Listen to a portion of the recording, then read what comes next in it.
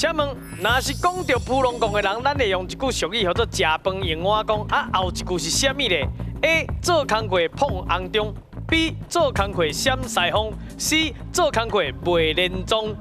哦，你有40秒的时间。吃饭用瓦工，做工课安怎？碰，是不是碰红中？闪西风袂连宗。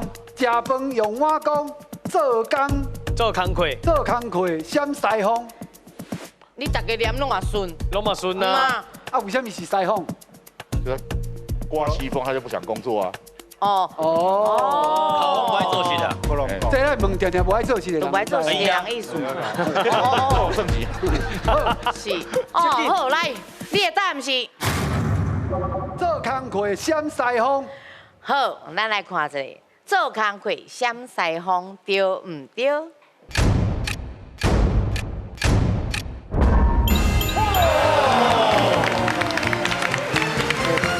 恭喜又得到2000啦！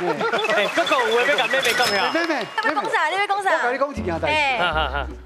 今日请因来吼，我嘛是逼不得已。哎呦，我找无朋友啊，结果一来吼，我唔知因遮厉害呢，真正。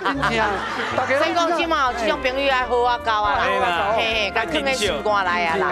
是，好来，咱听老师来解说哈。来，老师。哦，这是你讲人吼变单啦吼。你若叫伊食饭的时候，伊就食足济啦吼。叫做工课时就找理由、找借口讲啊，等一下哦，风足头，我小欠者。啊，所以咱用这句话来笑讲话人吼，要食唔做啦。